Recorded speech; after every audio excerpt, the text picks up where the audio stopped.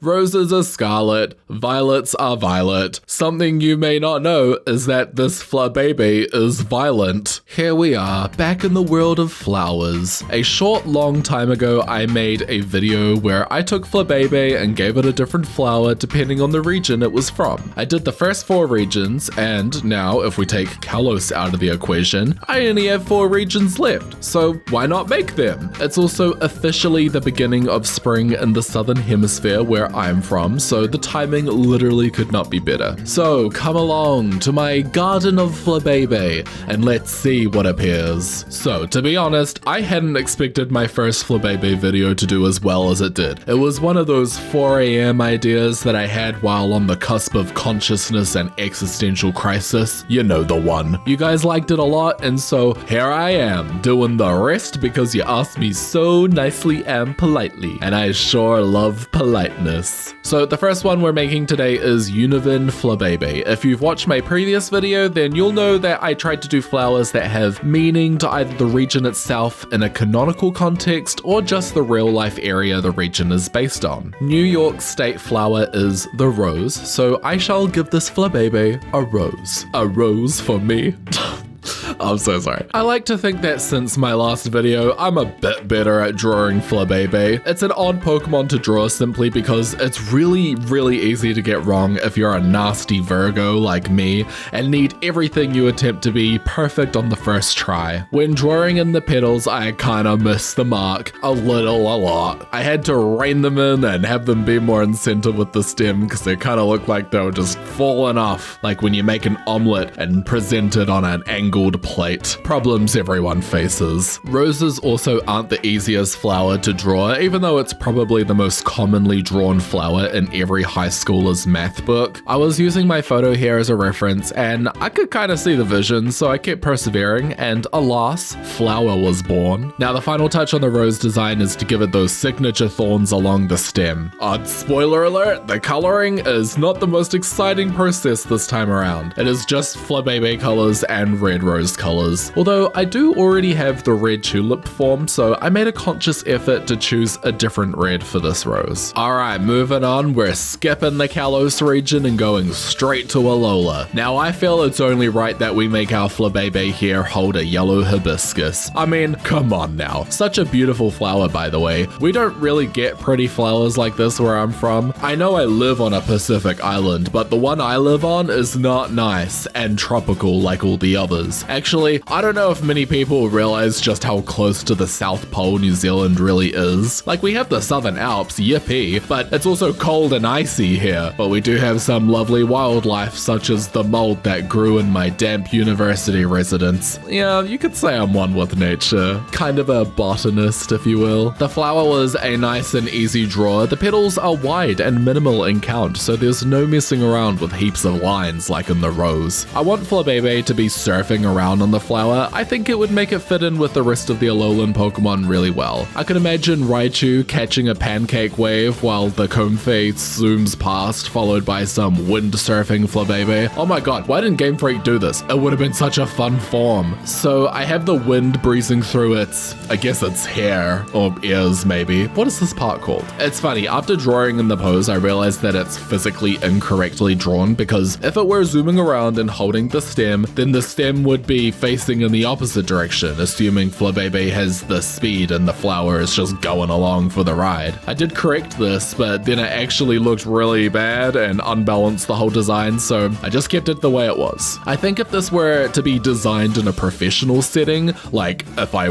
was working for Game Freak, perchance, I would just have to redraw the whole thing and think of a more balanced pose that was more aligned with the laws of physics. But on a silly YouTube video made by a cute nerd, I think we can let this slide just this once. Again, we are blocking in the usual Flabébé colors, and then for the hibiscus, I'm actually shifting it up and giving the stem a more accurate rainforest green with an orange stigma. Flabébé's flowers normally have a stem that's the same color as its tail, but I feel like all Alolan Pokemon, including Alolan forms, have this saturation to their palettes that isn't really found with other Pokemon. Like, they've been color graded in a very specific way or something, so I think it's important to keep that going. It's a really nice touch that all of the Alolan art has. Also, ignore the crime scene that I'm drawing here. Oh my god. I will change that out for a much nicer looking accent red. There we go. Much better. Rightio, we're traveling back to the mainland to a region more closer to Kalos. It's Galar. The flower I'm basing my Galarian Flabébé off is called a Scotch thistle. It's the Scottish flower, if you could believe that. The reason I chose a specifically Scottish flower is because England's flower is also just a rose. I mean, albeit a different rose to New York, but I don't think it would be very interesting to draw another one, TBH. Also, I don't know, Galar just gives me more of a Scottish vibe. Like, I know it starts off in a Scottish-based setting, but then it's supposed to eventually end up being an English setting once you travel up the region, but I like identify Galar with more of its Scottish influence than its English influence, if that makes any sense whatsoever. In my last video, Unovan Flabébé was my attitude Flabébé, so that's how it's going to be with my Galarian one. We got those half-closed eyelids going on, and also it's not going to be holding its flower, it's just going to be chilling on it instead. This diva, am I right? I honestly had a lot more fun drawing this one than I thought I would, because at first I was like, oh my god, how in the goodness gracious am I going to do this? And then it just sort of worked out in the end, as it does. I wanted to reference Eldegoss's puff, so I had that in my thistle where the flower sort of starts blooming at the top. Also, this is a thistle. It would not be complete without its many, many thorns. This is also a purple flower, but I made it a bit more of a muted purple to what I had in the Rabenda for the Unovan Flabébé. The real life flower has a lot of spindly little petals, but I merely referenced those with a handful of chunky ones to hold the puff in place. Okay, I filled in the thistle colors, and now it is time to move on to Paldean Flabébé. Listen, I am fully aware that Flabébé is already in Paldea, but I can dream, no? I mean, it's also an Alola in the Ultra Pokedex, but that's neither here nor there. Spain's flower is the red carnation. We've done a lot of red flowers, I've come to notice. I found an image of one like standing very, very upright, and it also revealed to me just how tall this flower really is, which got me thinking, what if we use this flower to sort of reference terrestrialization? Sounds kinda cool. It doesn't have to be a terraform, obviously, but I think if we just have this huge flower with little old Flabébé holding it from the bottom, it would be kind of a fire design. I pretty much drew the carnation one for one and really only just simplified some of the features down so that it would be more in line with Pokemon's cartoon style. I wasn't actually sure where to put Flabébé, so I drew it independently of the design of the flower and then just sort of placed it somewhere afterwards. When it came to arrange the artwork, I found a really good spot for Flabébé, and then I also fixed up the depth of field to help the two designs weave within each other on the screen, and also it helps the design be less flat. Of all the Flabébé I've drawn, this is probably my best one yet. Like, this Flabébé with the Alola flower would be a match made in heaven. Okay, I think it is time to take a look at all of my remaining Flabébé forms and see which types and abilities they all adorn. Starting with Flabébé from Unovan. It holds a red rose and gains the normal type, and it has the scrappy ability. Next, we have Flabébé from Alola. Our surfer flower here is riding a yellow hibiscus, and it gains the flying type. It has a new ability called Weightless. With this ability, Flabébé cannot be knocked to the ground in battle, allowing it to never lose its flying type resistances. Moving on, it is Flabébé from Galar. This Flabébé rests upon a Scotch thistle and gains the steel type. It also has a new ability being Thistle Trap. Any Pokemon that makes contact with Flabébé will be hurt. It will then be given the ability Thistle Trap, meaning the thistles will spread across the battlefield. And finally, it is Flabébé from Paldea. This Flabébé holds a red carnation and gains the fire typing, as well as having the ability Flare Boost. I have also given Flabébé a new move called Flower Power, obviously. This is a special move that deals 90 damage, has 100 accuracy, and 10 PP. The type of the move depends on Flabébé's form, so a Galarian Flabébé will use a Steel type Flower Power, whereas a Hoennian one will use a Water type Flower Power. I just thought it'd be a fun way to give each Flabébé form a stab move in their secondary typing. So those are my Flabébé forms. I hope you like them. Here are all of them, every single one. If you haven't seen my first Flabébé video and you want more, then check out the description where I have linked part 1. Thank you so much for watching my video. Please subscribe if you haven't already. I upload new videos every single fakemon Friday or Saturday if you live on Mirage Island, just like me. Also, quick announcement, I have started channel memberships. I am very nervous to do so, but they're there now. I'm offering some super cool emotes and name badges so you can look epic in the comments if you so wish, and your name will also be at the end of my videos if you decide to join.